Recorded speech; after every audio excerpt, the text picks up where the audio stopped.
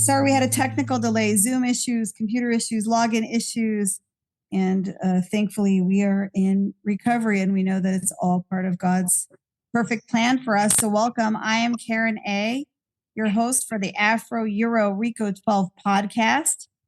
Reco12 is self-supporting through our own contributions. I will try and post some step 7 donation instructions later in the chat box.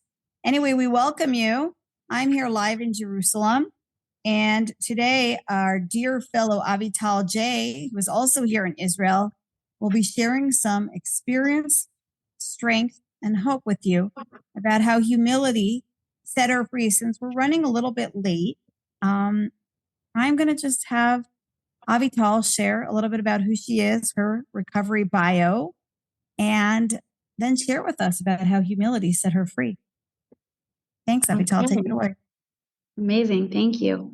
Okay. Hi. Thank you all for being here and giving me this place to share. My little recovery bio is I'm a recovering drug addict, alcoholic. Those are my main addictions. And then as I got clean, I've been clean for over 10 years now. So as I got clean, other addictions came up, other things that I learned about myself that I need to work on. So I'm also in CODA, who isn't addicted to sugar. So pretty much I've experienced most addictions, but the ones that I'm officially recovering from are drugs and alcohol.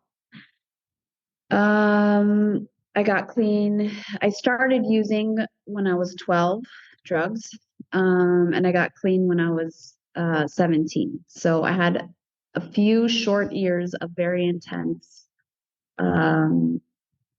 using, and it was very low. It was very hard, and it brought me to my knees, to say the least. And yeah, I'm really grateful that I got to recovery at such a young age. And that I was desperate enough to need it and want it when I did.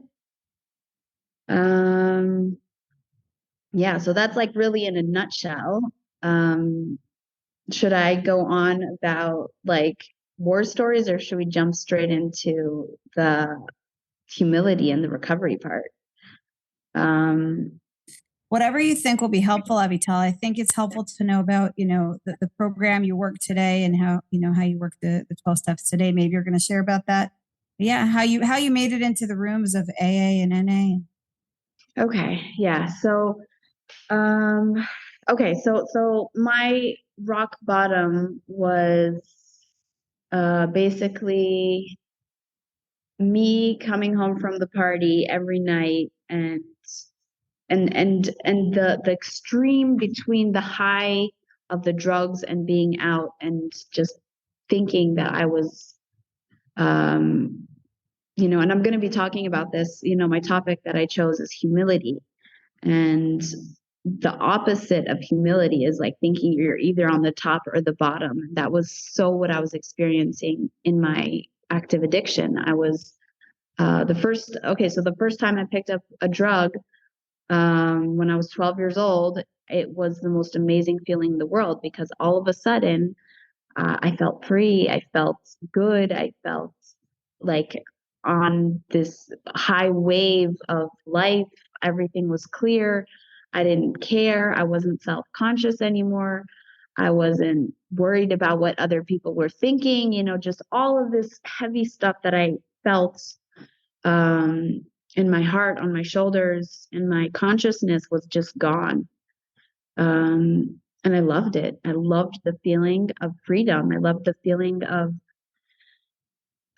freedom. I can't even say it in another word. Carelessness, just being able to go through life without having those thoughts, the thoughts of, who's looking, what should I do? I always, before I started using and while I was using, I always wanted to fit into whatever circle of people I was with. that's who I wanted to fit in with. So if it's, am I going to be the good girl over here, or am I going to be the, sort of rebellious person over there? Am I going to get good grades over there? Not good. Like whatever the group of people I was around I wanted to fit in. And when I started using, I changed the groups of people, obviously, that I was with, so I felt more free. I felt like I could just use and just the funner side of life, the more careless, less responsible, the better. But even then, when I was with certain people, family, friends, I put on this mask of fitting in, no matter where I was. Yeah. So the different worlds that I was living was very, very hard for me. It was very confusing to me. I was like what a lot of people call functioning addicts. I mean, again, I was a teenager. I was 12 to 17, so it's not like I had a job, but I did go to school for part of the time. But I didn't have responsibilities. I didn't have bills to pay. I just had, my own self to do whatever I wanted to do with. Yeah. So I would go out, I would party, and I would feel amazing. I would feel like, again, the king of the world. I would walk down the street. I owned the street. I owned the bench that I sat on, like everything. I thought I was the coolest person. And I believed it and I felt it, and it was amazing. Felt wonderful.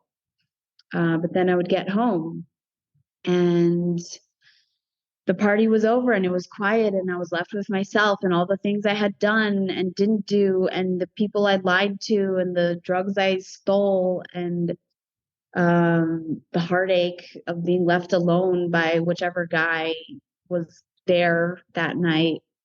And then I felt like the scum of the earth. I felt so miserable. I felt so alone and confused and guilt and shame, and just knowing that I had this higher purpose, and I had knowing that this wasn't like this isn't all life has to offer. Just always knowing and believing that there's more, and how am I living at the bottom? Yeah, so that was like my bottom. That's what I was coming into recovery with. My bottom, if I had an hour, I would give way more details, but bottom line is my parents. I grew up in a great home. My parents were very loving and supportive and nice and, good parents. But it came to a point where my parents threatened to kick me out. They said, "You cannot continue living under this roof with this drug use. It's not okay.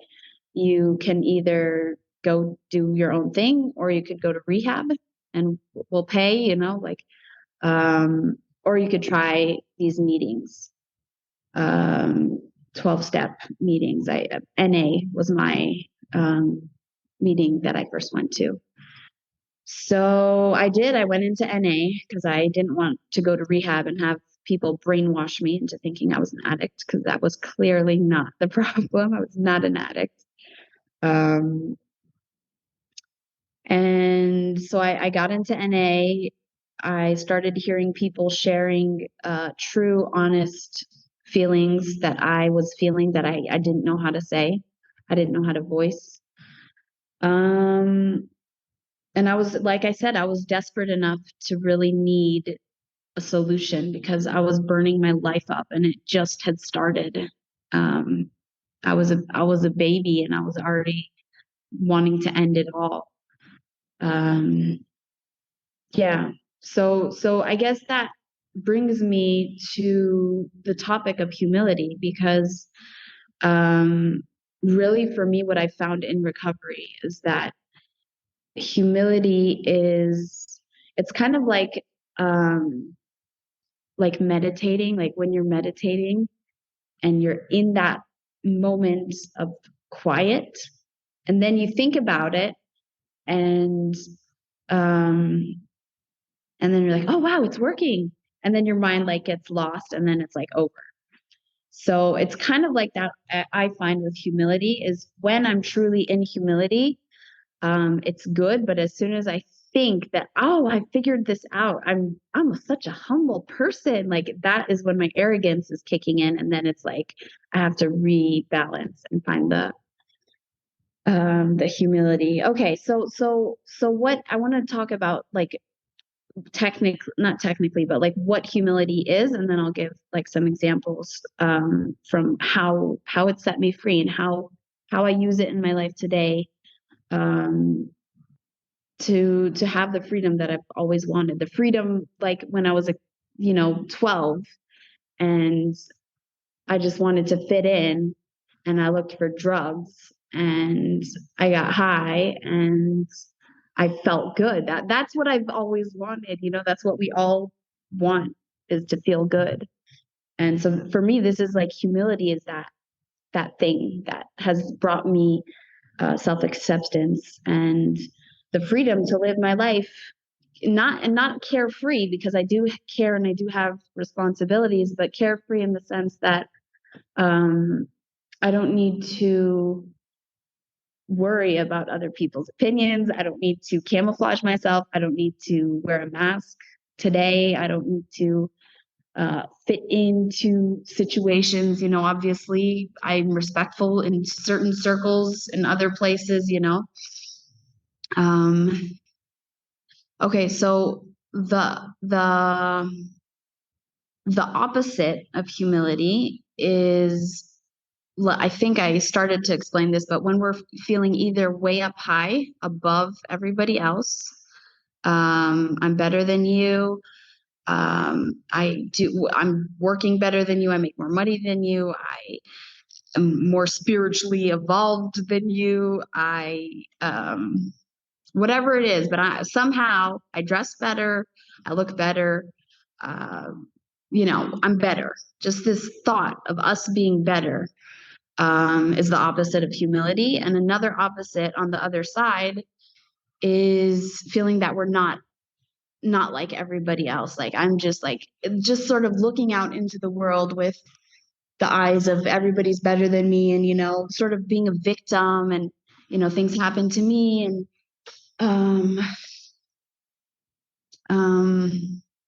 yeah, just everybody else knows better, like going to a job interview knowing that you're not going to get it, and who would even want me, and just all these low thoughts of the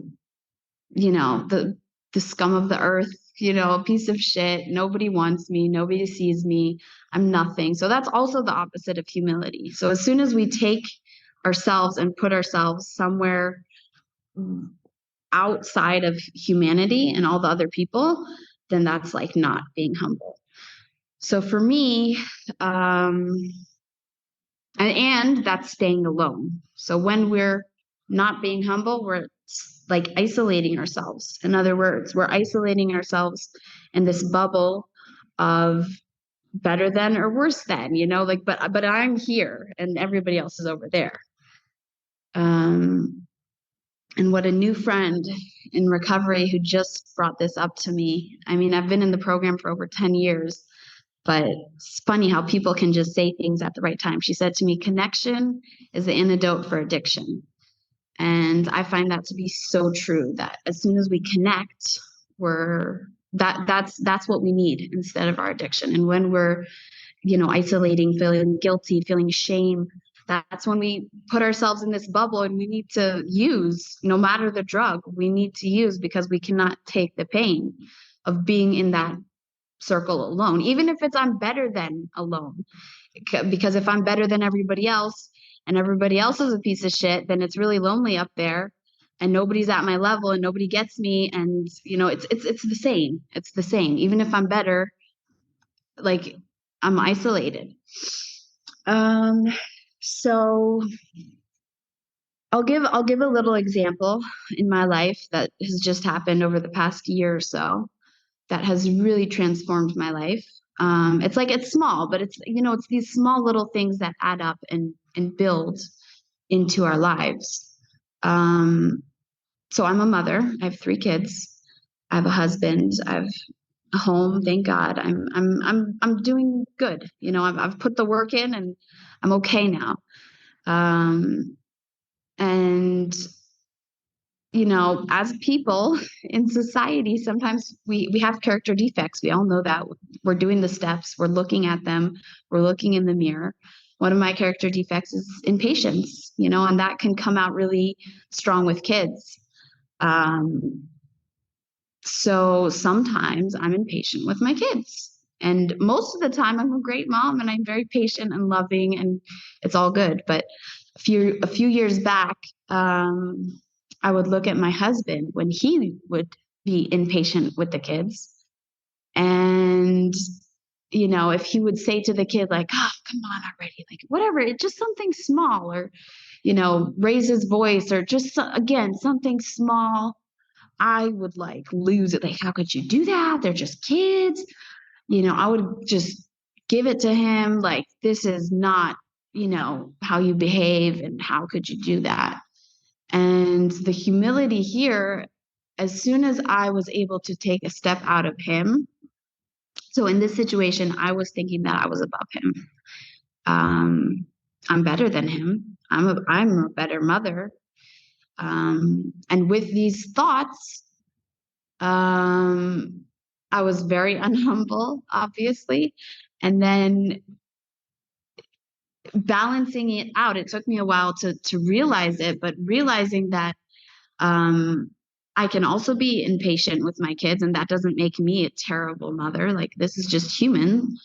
So as soon as I brought the attention back to myself, and almost, you know, when we're judging other people, we're usually judging ourselves. So instead of judging my husband for being impatient, I would bring it back to myself and say, when was the last time I was impatient? You know, when was the last time I was short? When was the last time I raised my voice? And it just gave me the freedom to accept myself, to be like, oh wow, okay, I'm not perfect, and then okay, he's not perfect, and then it just sort of balances it out.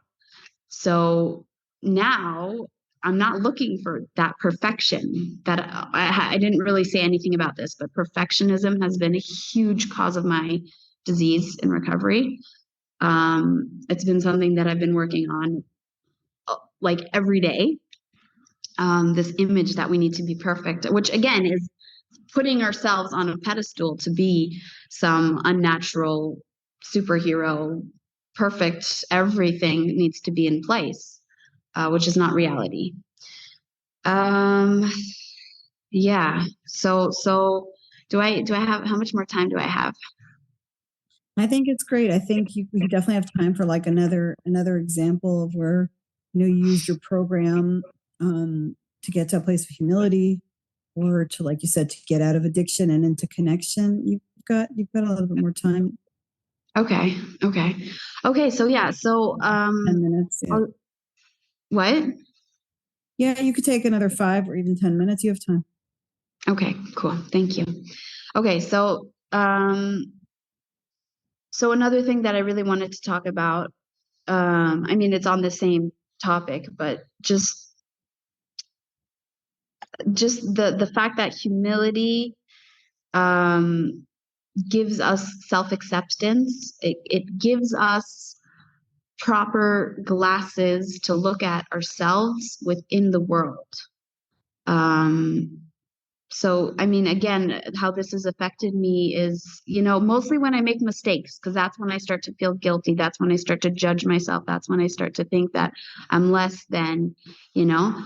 But not just, you know, also when I think that another huge part of my disease and in recovery is thinking that I'm so spiritually evolved. I'm so clean and serene and recovered and good, and that is also being arrogant and you know, being a know-it-all. And any time that I have fallen into that place, a huge example in my recovery, just a few years ago, I stopped going to meetings because, there was like a smokers meeting. I don't smoke cigarettes anymore. I quit that drug as well. Thank God. And, I just didn't really connect to that meeting at that time where I lived. So I stopped going. I still had a sponsor. I still did step work. But I let go of a fundamental part of, the triangle of what makes recovery work. And it's very easy to just let little things go when you feel like you're good.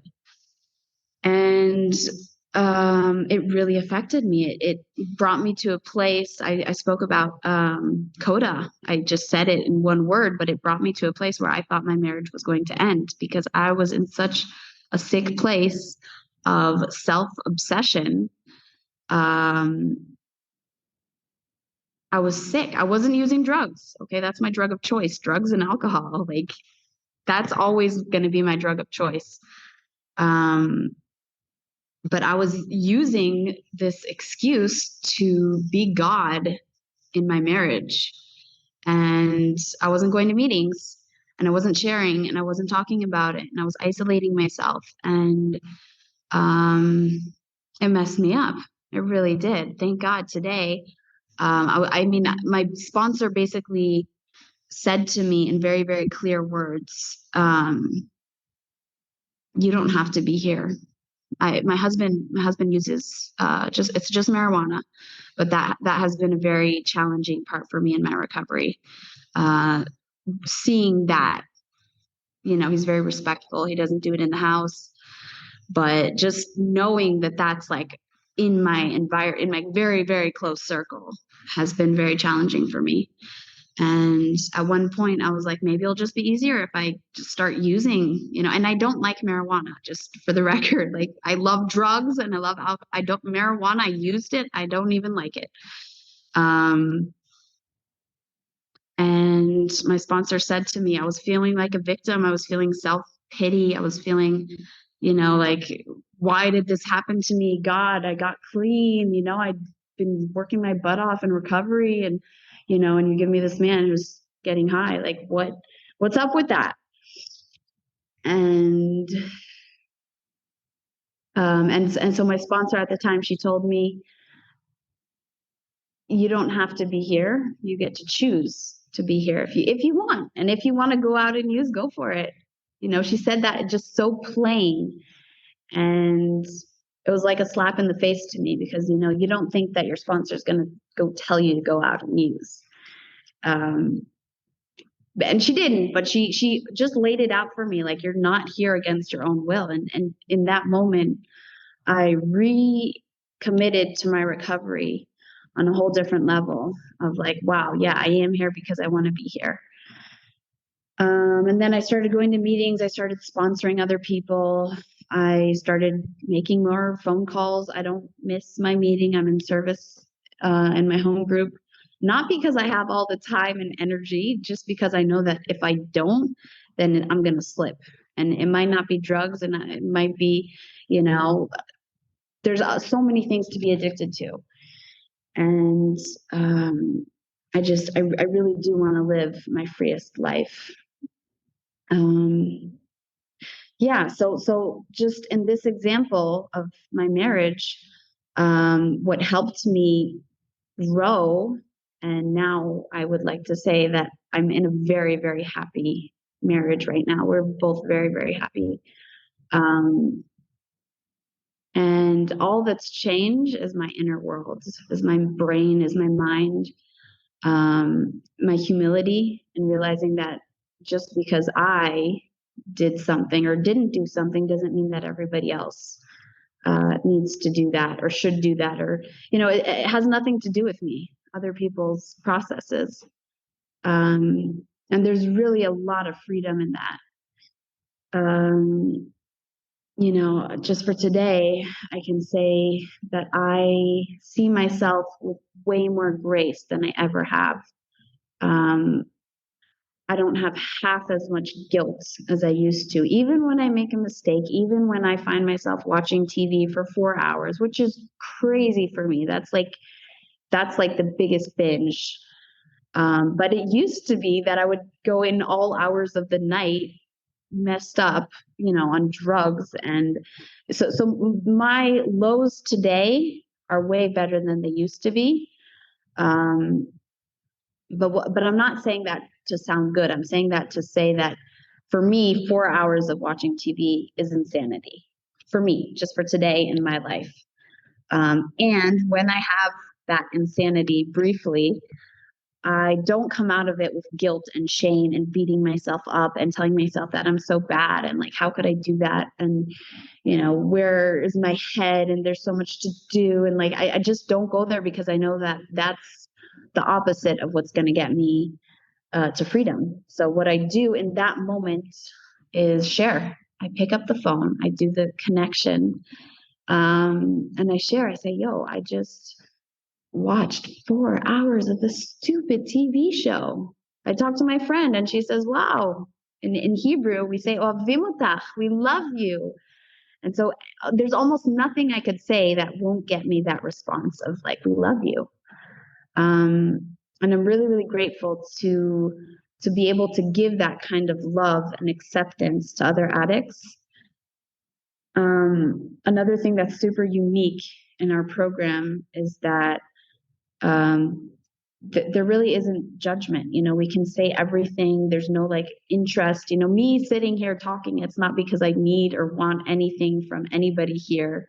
I'm not trying to impress anybody. I'm not trying, I'm just sharing what I have. And whoever's listening, you can take it, you can leave it. Like, also, it's not any of my business what anybody does with this. And that's something that I really, really love about this program. Okay, so I will wrap it up. Again, thank you so much. I think Karen wants to move on to the next part. So thank you for now. Okay, great. Yeah, and I'm doing this on my phone due to our technical issues, so I'm going to jump back and forth.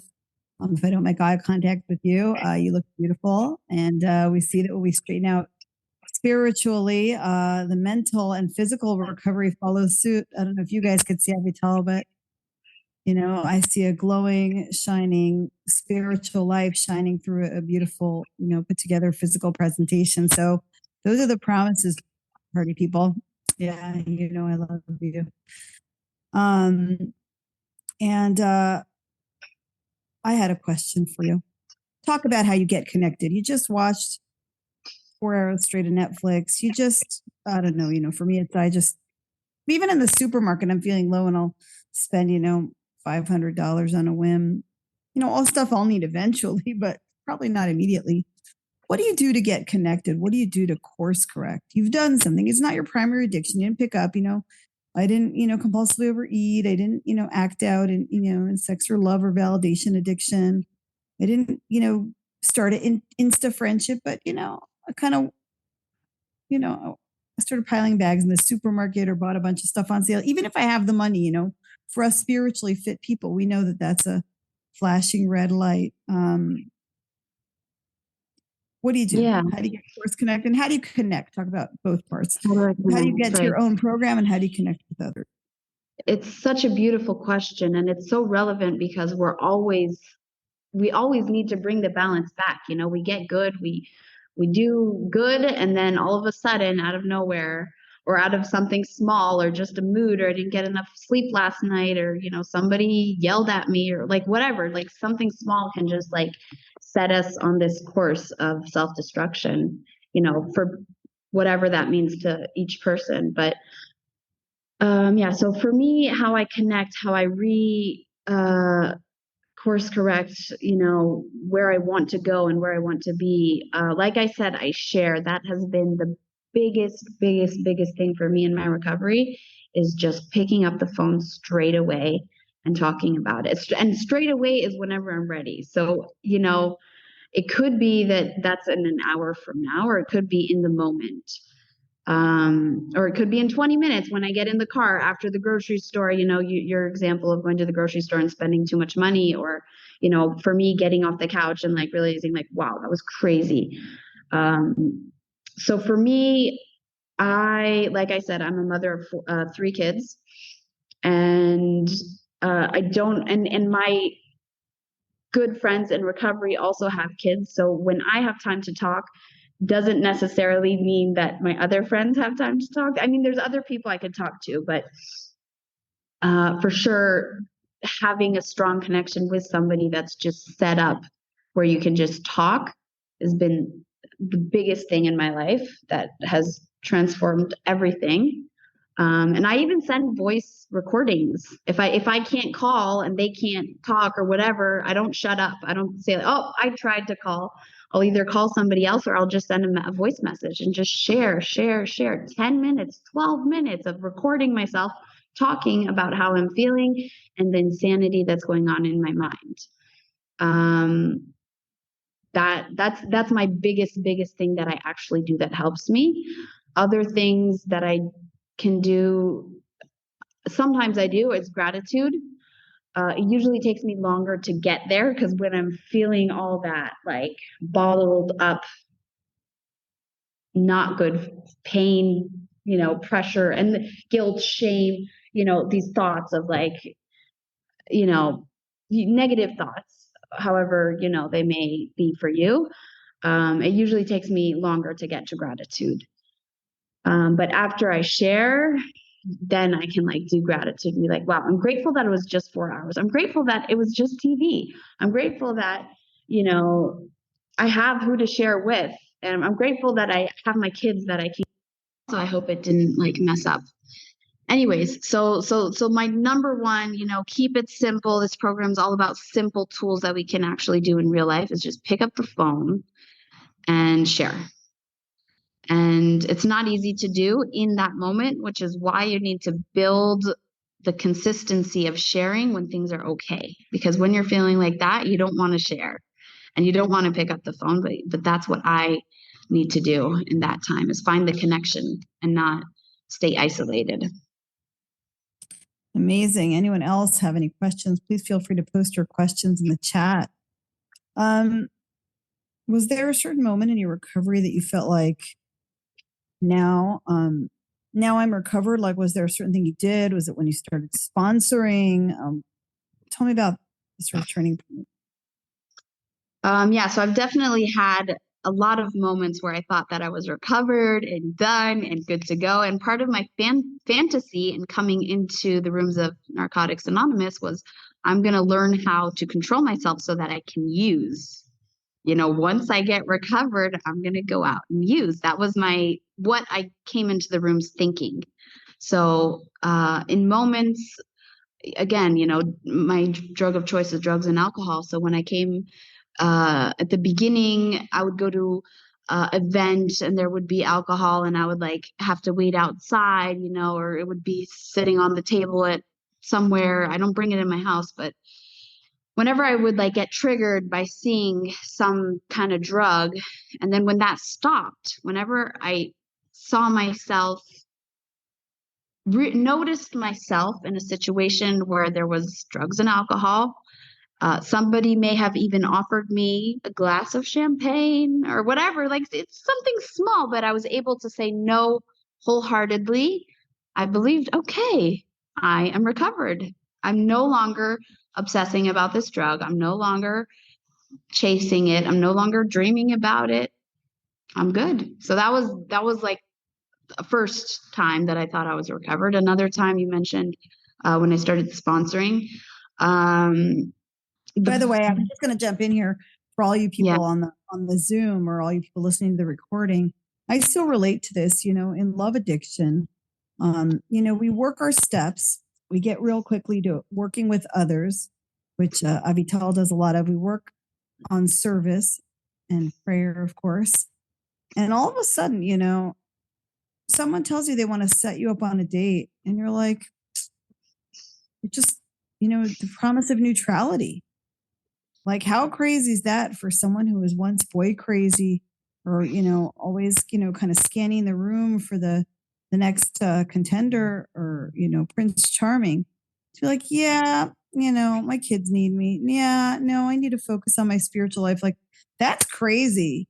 You know, how many people do like 180-degree turns in their life? So just for all you who don't, you know, identify necessarily with drug addiction or alcoholism, you know, that's crazy. We talk about it in OA also, like that I go to a wedding or a bar mitzvah or some spread. And, you know, my addictive thoughts can pop up in different ways. Like I think about like, oh, if there are leftovers of this catering, I'm going to take it home for my kids. Like I know that's my compulsive overeater, but you know, when they're serving chocolate cake, I don't think of eating it. It is a little flashing yellow light that I want to take the leftovers home for my kids because several of them are chubby. But we get a neutrality, and this goes across fellowships. And you were going to talk a little bit about working with others. Then we'll just take that, you know, answer that question. We have a few questions from our audience in the chat.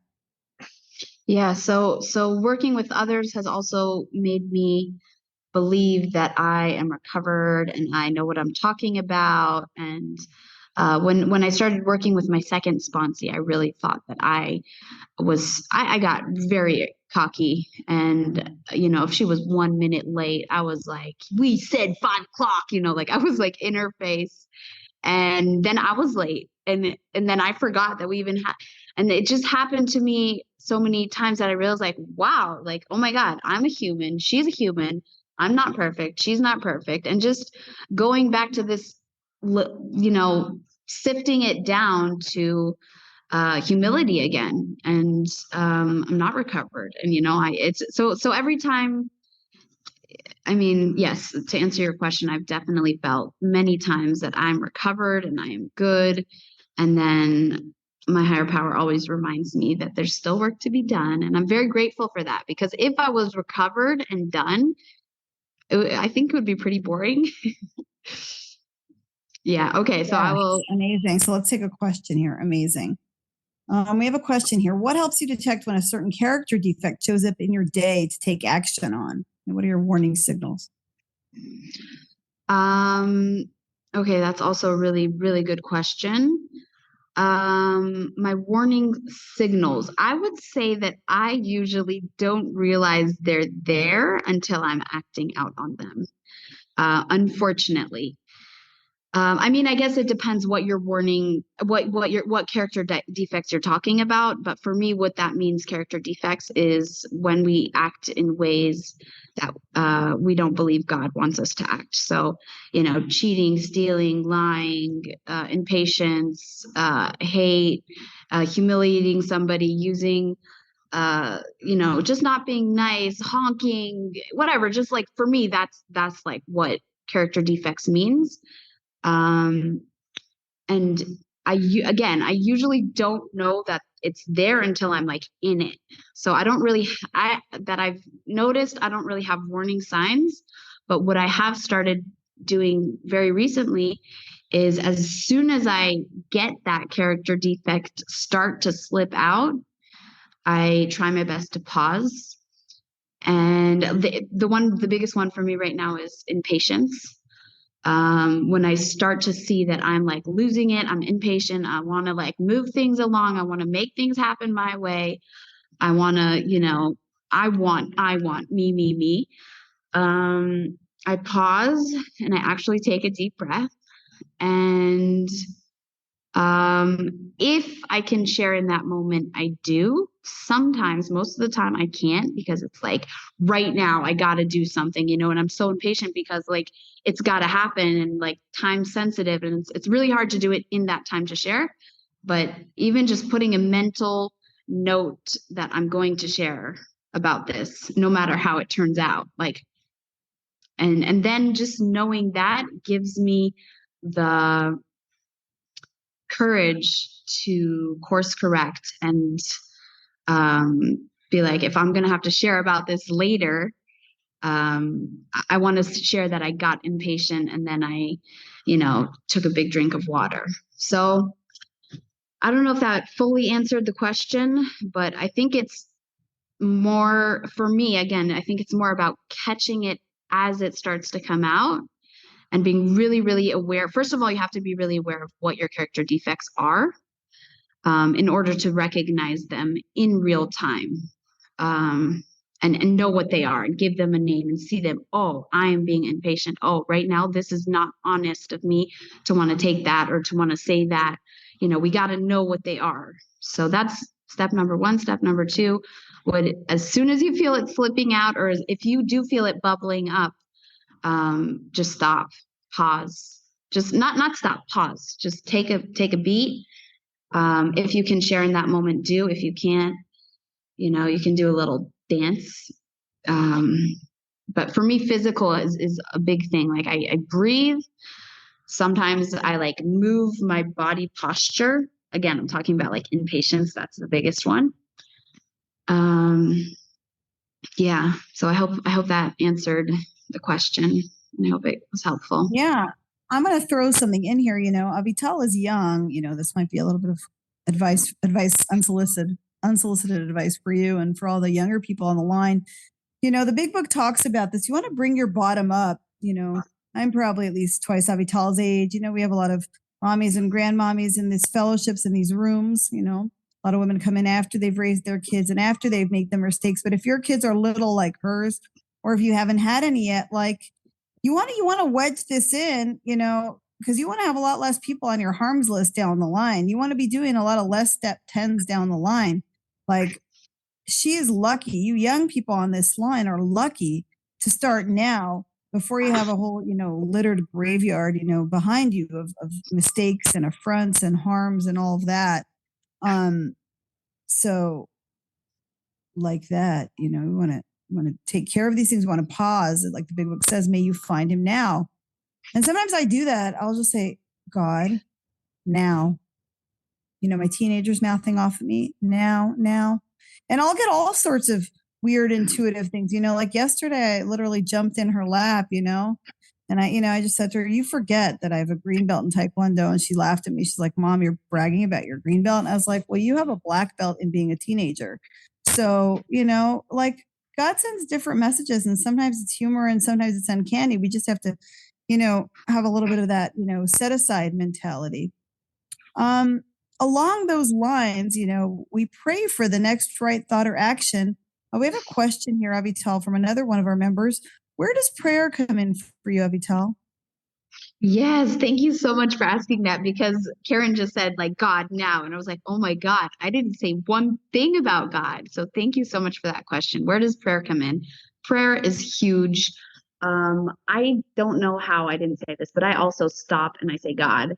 I usually after the like pause, also there's God. And after I connect, if I can't connect with a friend, I'm a very, very, very verbal processing person. Like I need to talk a lot. And when I can't talk, I go to God. So that's usually my second option, which is kind of embarrassing to say, but I do speak to God all throughout the day. Usually in moments where I feel like I'm losing it.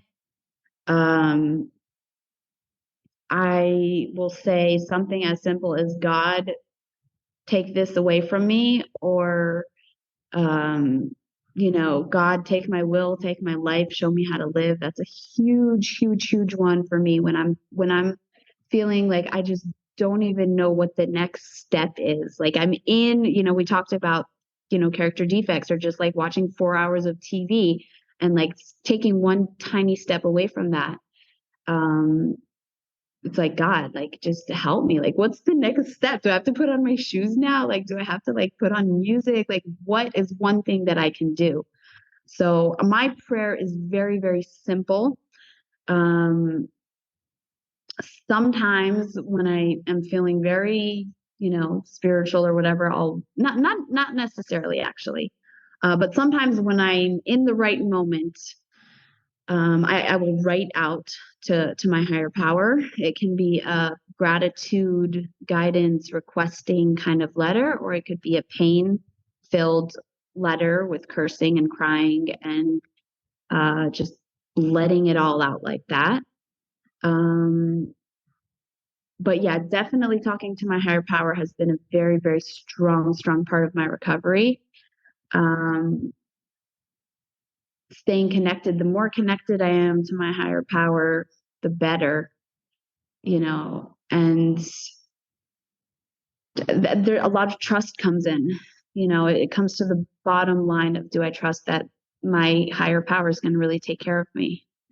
And most days, the answer is a full-on yes for me. Like, I really do believe that my higher power is taking care of me and working for me in my life, with me, not for me, working with me in my life, and for me, that he's doing it for me.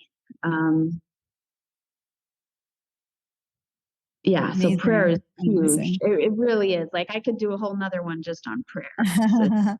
We might take you up on that. Let me squeeze in one last question here. Yeah. And I apologize to everyone, we ran late. I want to just run over by a few minutes and then we'll close out with a prayer. But this is a great question we have. What do you do when you get those self-deprecating thoughts, when you get those negative thoughts? You spoke about I'm the bomb, I'm the best dressed, I'm the most impressive, I'm the smartest. How do you stop the negative and self-deprecating voices? So I actually learned this on another podcast. And it was about procrastination. And she said that the reason people procrastinate is because there's like a lot of stress in their life or whatever. There's like something big, and for some reason, they feel like they can't move forward with this task. And then they like go around it, and then they feel really guilty and they feel shame and they feel like, oh my God, how did I not do? And then they like, because that guilt adds to the stress and the heaviness, it like somehow it's even harder and heavier to go about whatever it is they need to do.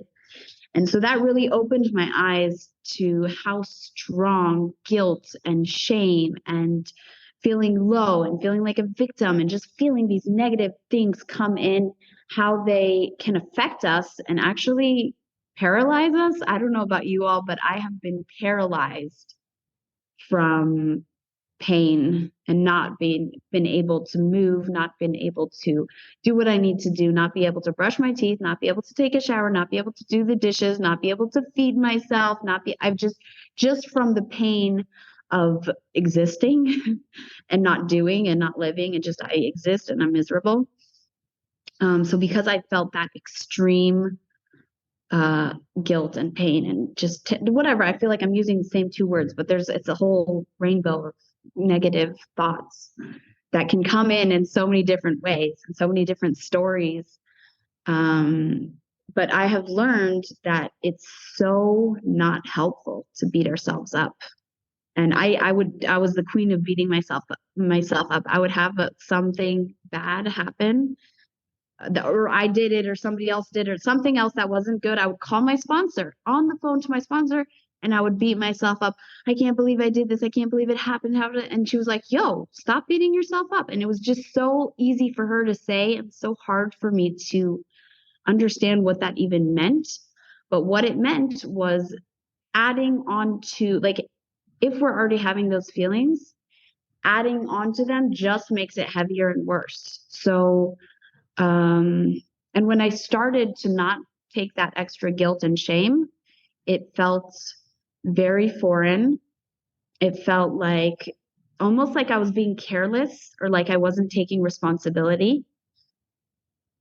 One time I had a baby bird's nest right outside of my window in my bedroom, and I was so excited. And I was like, I saw the little eggs, and I would go peek at them, and I was really excited to watch them grow and to watch the chicks grow. They were still eggs, but then I like went out and I looked out my window, and the mom got startled, or the dad, and they flew away, and one of the eggs fell out of the tree and broke and cracked. And I felt so guilty. I felt like I just killed some little thing that wasn't even born yet. And I took it with me for days. And today, if that would happen, I wouldn't feel guilty. I would feel upset, but I wouldn't feel like I did something terrible, because it was an honest mistake. I didn't do it on purpose. I just startled the bird, and the bird, it was like cause and effect kind of thing. And the freedom that has given me to not take on extra guilt it's foreign. It feels weird because we think that we need to beat ourselves up in order to like take responsibility or show that we care, but we don't. If we make a mistake, we need to fix it. We don't need to say that we're a terrible person. Well, see, this is what happens. Yeah, this is what happens, Avital. This is what happens, people out there on the line. When we get out of fantasy and into reality, I'm not responsible for everything. I didn't do everything. I'm not the worst, not the best either, but I'm good. I'm the daughter of the king. And if we're living with God's will, God wanted the bird's egg to crack. If God is the all powerful director and I am no longer running the show, then I don't have to beat myself up because everything is just perfect and just as he would have it be. Even the stuff that in our, not so humble opinions, humility is our topic, we think is wrong. It's like that is what God wants, and I know all of you have something in your own horror story, in your own, war stories as an addict that you felt was terrible and horrible. Your divorce, your breakup, your death, this, your Al-Anonism. And then today you're like, well, I wouldn't have asked for that trial or test, but I'm not so sure I would give it back because, of who I've become and who my higher power has made me into today. So I'm going to leave us with that thought. Everything is perfect in this world. Thank you so much, Avital J, for sharing with us how humility set us free. And like she just said, free from arrogance, free from needing to run the show, because there is an all-powerful higher power that's doing that just fine and has been for several thousands of years before we even came on the scene. And with that, and with a lot of gratitude to you for sharing your experience, strength, and hope, I will ask you to pray us out, Avital J. Okay, thank you. Thank you so much for giving me this opportunity. Okay, so I did send in some prayer, but I don't remember what it is, so I'm just going to go from my heart. God, please give us all the courage to let go of any feelings that we don't need to be carrying around.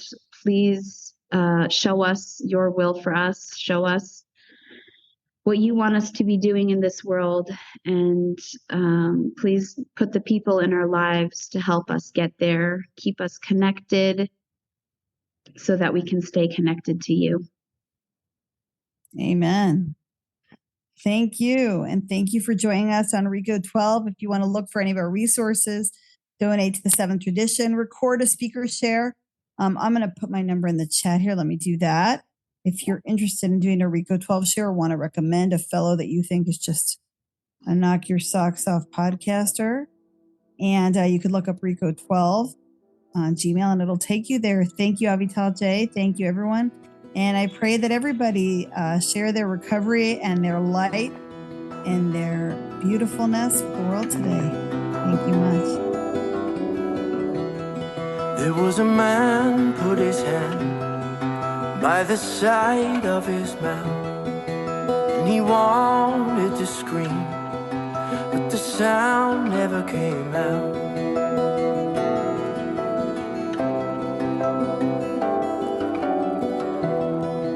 So he reached for the bottle to wash the pain away, 'cause what he wanted so badly was to live a different way. And all of his problems and all of his pain filled up the puddle and rose with the rain. His ship kept on sinking to the bottom of the lake.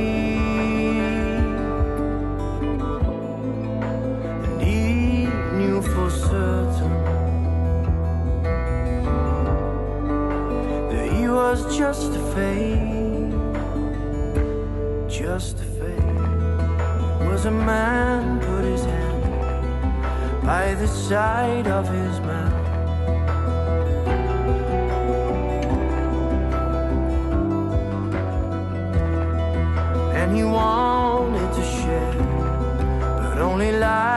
ever came out.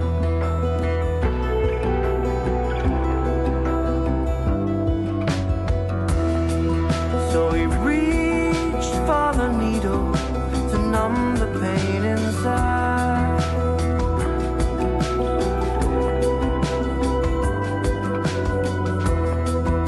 And the truth that he yearned for shriveled up and died.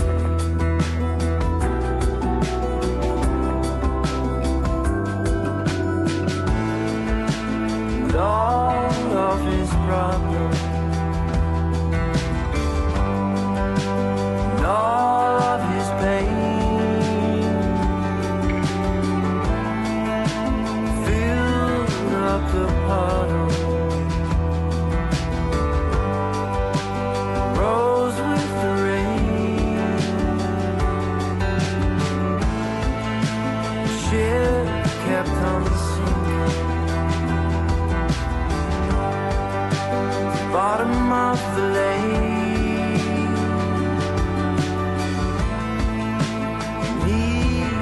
For certain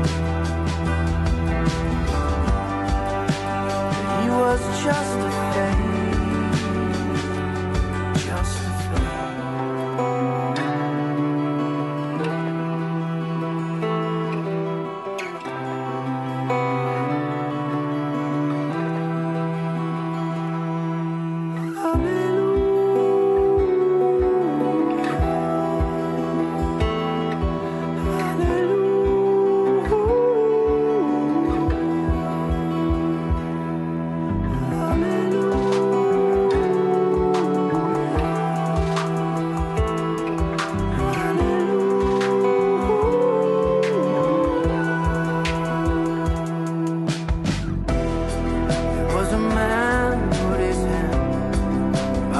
side of his mouth as he read from the book, only truth spilled out.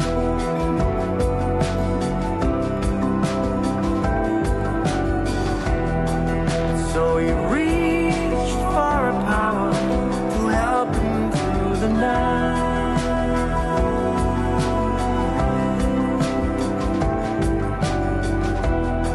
'Cause what lives in the dark